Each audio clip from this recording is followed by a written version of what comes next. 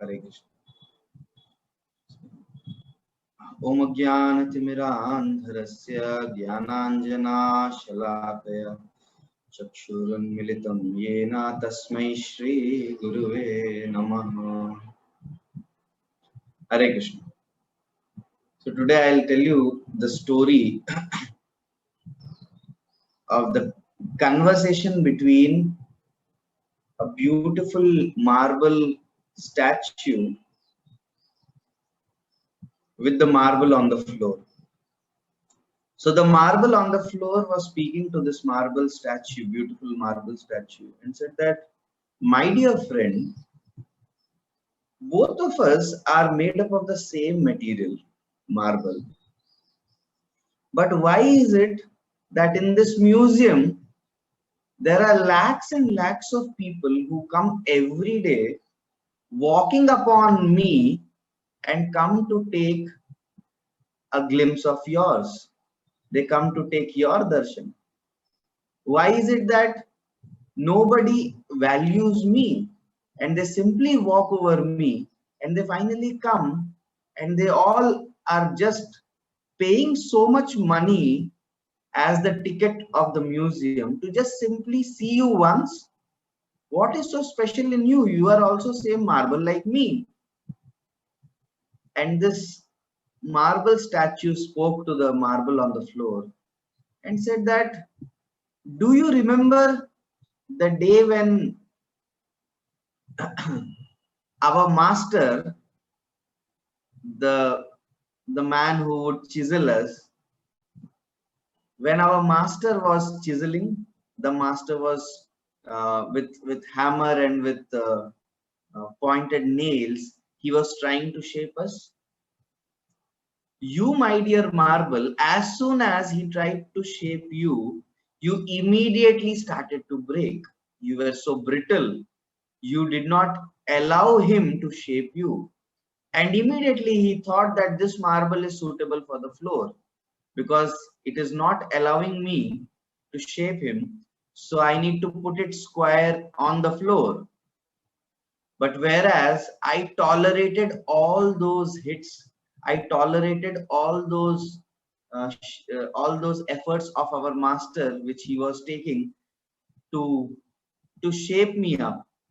So you remember, I had so much pain while he was shaping my eye, while he was shaping my ear, while he was giving shape to my nose, while he was shaping my physique.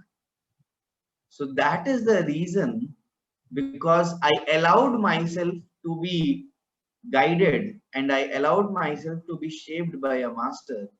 That's why I am here today, where everyone wants to watch me.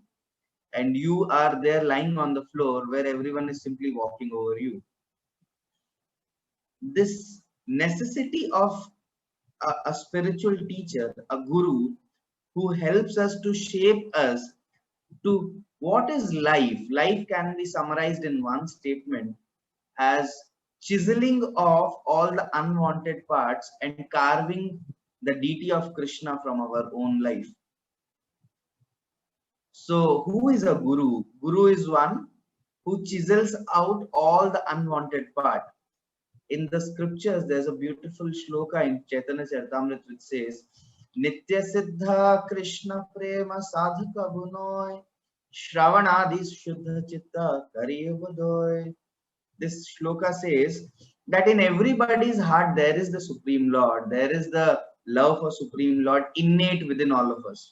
But all of us need the shaping process to remove the unwanted anarthas like lust, anger, greed, envy, and all these anarthas have to be chiseled out, the unwanted part.